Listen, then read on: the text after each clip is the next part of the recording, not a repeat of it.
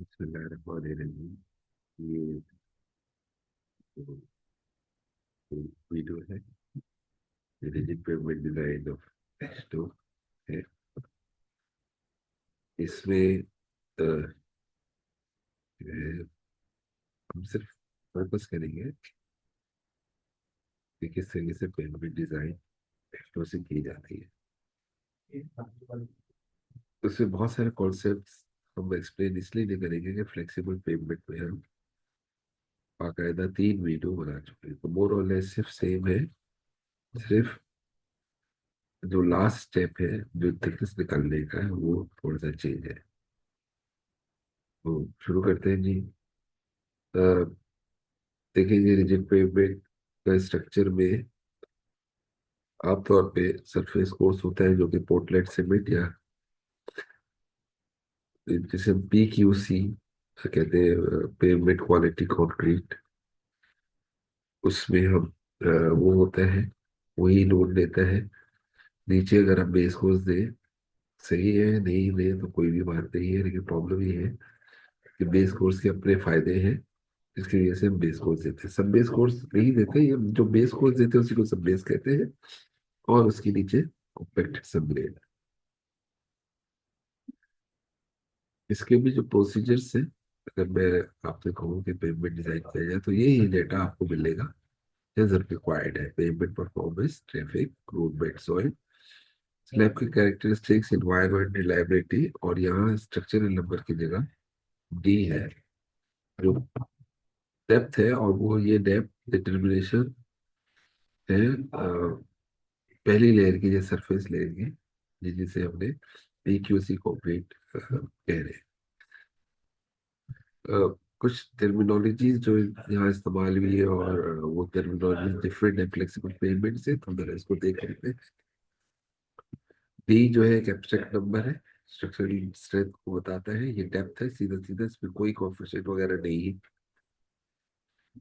SC dash जो है वो मॉडुलस ऑफ रप्चर है, ये फ्रैक्चरल स्ट्रेंथ मालूम करता है।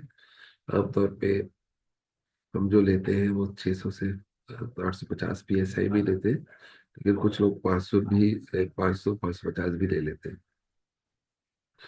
इसका एक एक छोटा सा formula 7.5 square root FC dash है। आमतौर पे सीमेंट कंक्रीट जो हम लेते हैं, ये कम से कम इसकी हम 5000 PSI की स्ट्रेंथ लेते हैं। अच्छा, फिर ड्रेनेज कोफिशिएंट है। ड्रेनेज कोफिशिएंट जो है वो ड्रेनेज कैरेक्टरिस्टिक से है। ये जो है इसकी वैल्यू हम 1 ले लेते हैं, बहुत ज्यादा हम इसमें वो नहीं करते। नेक्स्ट आइटम जो डिफरेंट है वो जो है रोड ट्रांसफर कोफिशिएंट है। और लोड ट्रांसफर कोफिशिएंट क्या है कि जब हम अ, जब हम डिजाइन करते हैं पेमेंट, तो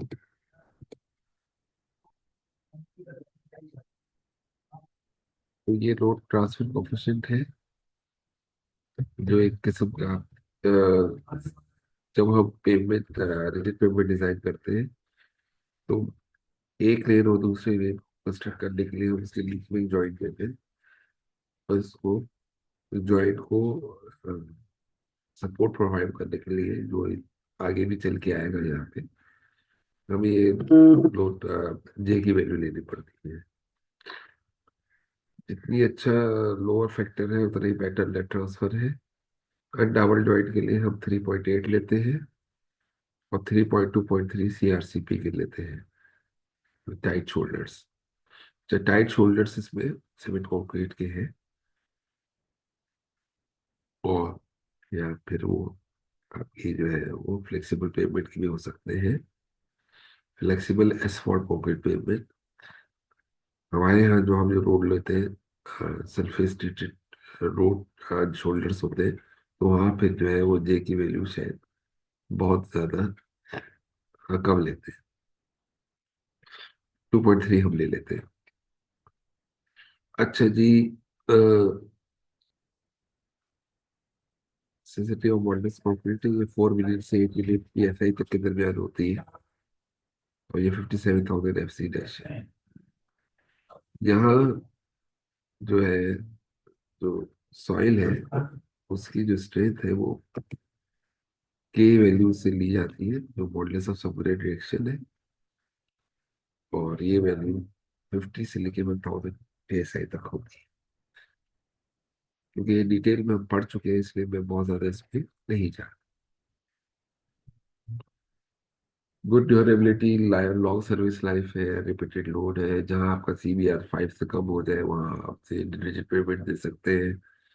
वाटर लॉन्ग एरिया है तो आप सीमेंट कंक्रीट पेमेंट दे सकते हैं। Payment equivalent single axle load बढ़े हुए हो तो आप जो है वो रिजिड पेमेंट दे सकते हैं। तो बड़े फायदे हैं रिजिड पेमेंट के, लेकिन सबसे बड़ा नुकसान उसकी जो है, जो यहाँ हमने नहीं हाईलाइट किया, वो पैसा है। 10 टाइम्स, 7 to 10 टाइम्स महंगा होता है।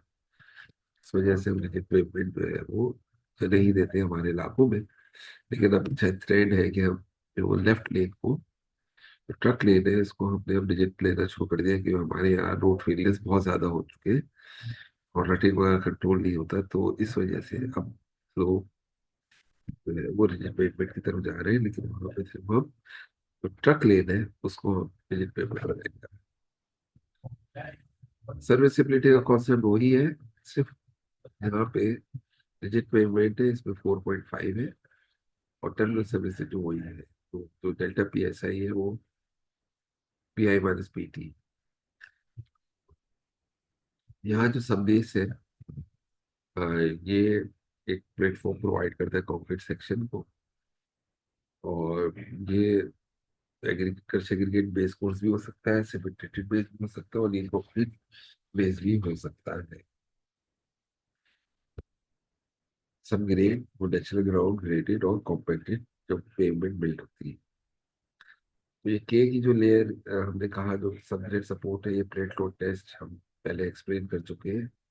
सिर्फ यहाँ पे इस्तेमाल करना चाहेंगे। वो एक रिलेशन है, ये 1500 CBR ओवर 26 पावर 0.778।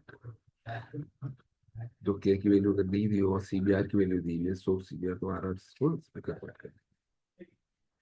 अच्छा जी, अनलाइक सीमेंट कंक्रीट या फ्लेक्सिबल पेमेंट में जहाँ सब बेस को हम डिजाइन करते हैं, यहाँ सब बेस डिजाइन नहीं करते, ये एज्यूम कर लेते हैं। और उसको फिर जब ये एज्यूम कर लेते हैं तो फिर ये वही वाला तरीका था कि जो हम एसएन करते थे, कि जब हम एसएन की थिकनेस निकालते थे तो कहते थे कि जो ये लेयर जिस पे रेस्ट कर रही है वही उसका सब ग्रेड है। तो जब सब बेस हम ले लेते हैं तो के की वैल्यू यहाँ पे मौजूद होती है, जिसकी मॉडिफिकेशन उस कुछ स्ट्रेंथ बढ़ जाती है सब ग्रेड की। तो इसमें ये टेबल दिए हुए हैं, PCA मेथड है, पोर्टलैंड सीमेंट एसोसिएशन, उसमें ये क्या हुआ है, के की वैल्यू आपके 50 है तो, और 4 इंच का सब बेस दे दे तो 65 हो सकती है। ये अनट्रीटेड बेस के लिए है जी। अगर आप 9 इंच का देना चाहे वो तो 85 हो जाएगी, 15 ही होगी। के की वैल्यू आपने पहले निकाली, जो हमने अभी फार्मूला बताया है कि 1500 CBR ओवर 26 पावर 0.7788, उसमें जो भी वैल्यू आए, आप उसको फर्स्ट करें आपकी वैल्यू 100 है और हम 6 इंच का बेस दे दें, तो के की जो वैल्यू डिजाइन में इस्तेमाल होगी वो 140 होगी। तो इस तरीके से आप चाहें तो 12 इंच का बेस भी दे सकते हैं। आमतौर पर हम 6 इंच का बेस देते हैं सब बेस। उससे दो फायदे हैं, एक तो थोड़ी सी PQC की डेप्थ कम हो जाती है, दूसरा उसको एक सपोर्ट मिल जाता है, एक प्लेटफॉर्म मिल जाता है। और जो इरोजन के प्रॉब्लम्स होते हैं वो काफी हद तक मिनिमाइज हो जाते हैं। फिर मॉडल्स रफ्तार ये हम बता चुके हैं, मॉडल्स क्लासेस ये भी हम बहुत दफा पढ़ चुके हैं, तो इसको एक्सप्लेन करने की बहुत ज्यादा जरूरत नहीं है। हम सब सिविल इंजीनियर हैं। 2 to 6 मिलियन ऐसे वैल्यू होती है। प्रोबेबिलिटी हमने बता दिया था किस तरह वो हम लेते हैं, रिलायबिलिटी, यहाँ पे भी प्रोबेबिलिटी कॉन्सेप्ट वही है। और 95% कैसे निकालते हैं वो हम best of flexible pavement design, तो इसलिए साइट को मैं स्किप करना चाहूंगा।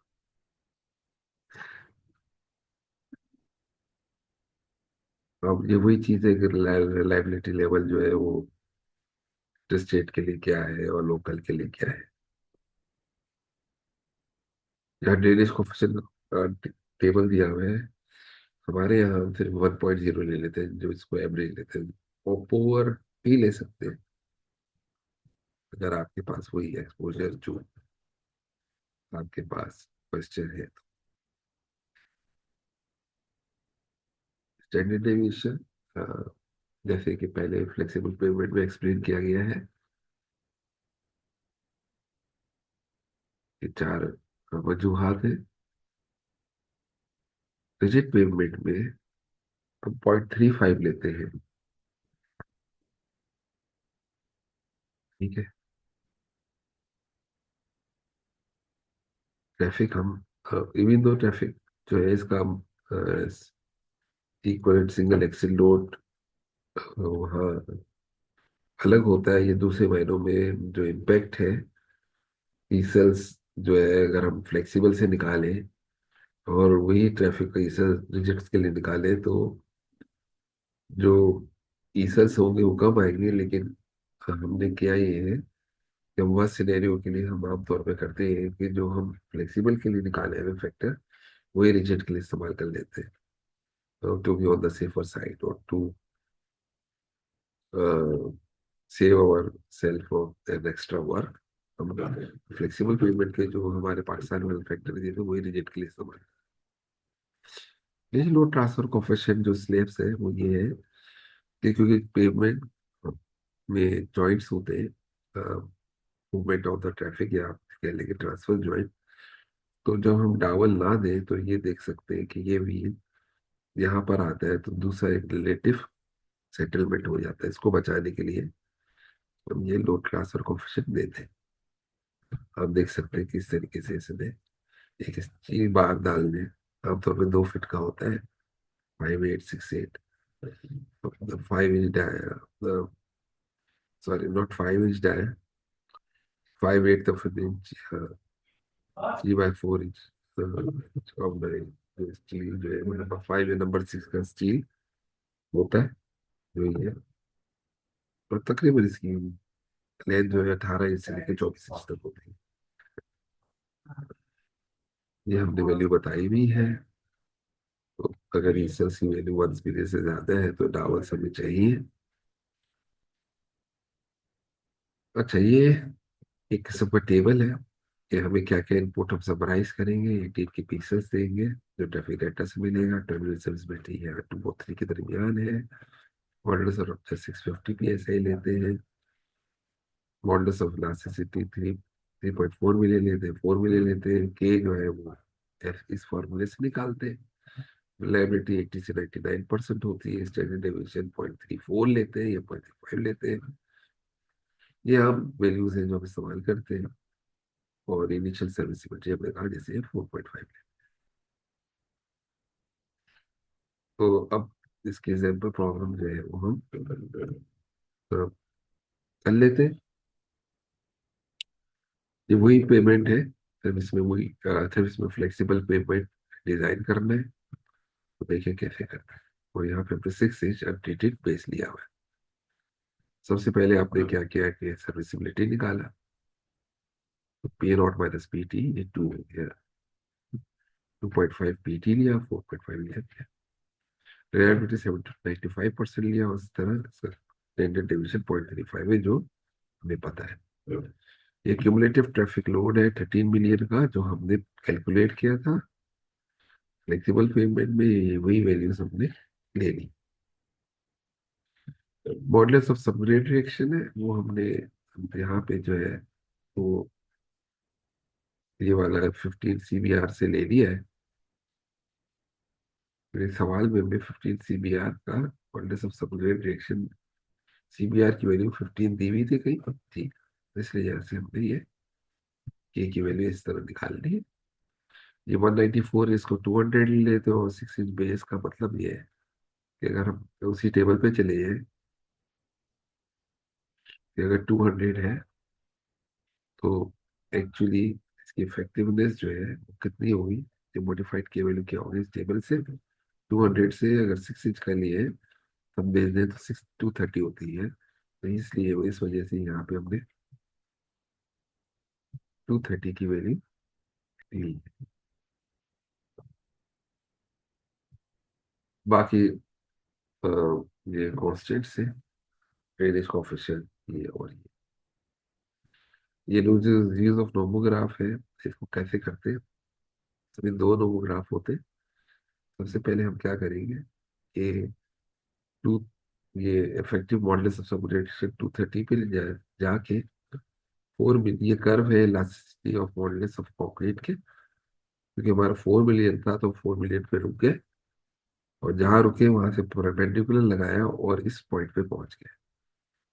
अब यहाँ से हम इस पॉइंट पे पहुंचने के बाद इस पॉइंट को मिलाएंगे जो 650 है। तो हम जब 650 से मिलकर ट्रांसफर लाइन पे पहुंच गए, इस पॉइंट से अब हम जो ड्रेनेज कोफिशिएंट 3.2 लोकेट करेंगे और ये वाली ट्रांसफर लाइन पे पहुंच गए। उसके बाद हम CD1 लेंगे और मैच लाइन में पहुंच जाएंगे जो तकरीबन 73 पे पहुंचती है। मैच लाइन इसलिए कि 2 पेजेस है यहाँ। जब 73 पे पहुंचे तो नेक्स्ट पेज हम स्टार्ट करेंगे 73 पे। 73 से हमने स्टार्ट लिया, और क्योंकि हमें इस ΔPSI2 पता है तो हम यहाँ पे आके इस पॉइंट पे रुक गए। अच्छा, इस ग्राफ को यहाँ से भी लेते हैं और यहाँ से फिर हम क्या करेंगे कि जब यहाँ रुक गए तो यहाँ से एक परपेंडिकुलर लगा दिया। फिर हम अब हमें हम क्या करेंगे, यहाँ से पहुंचेंगे, यहाँ 95% रिलायबिलिटी ढूंढ के 0.35 लेके ट्रांसफर लाइन पे पहुंचे। ट्रांसफर लाइन से हमने 13 मिलियन ईसेस पहुंचा और एक परपेंडिकुलर लगा दिया।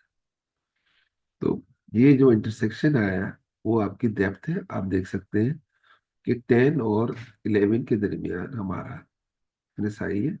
इसे हम 10.5 इंच भी ले सकते हैं और 11 इंच भी ले सकते हैं।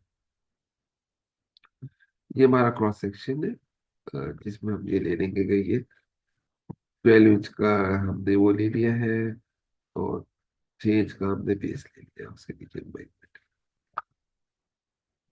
आमतौर पे रिजिड पेमेंट जो है वो 8 इंच की होती है, और बाइसाइकिल के लिए 6 इंच। तो ये इस तरह हमारा ये रिजिड पेमेंट का टॉपिक है।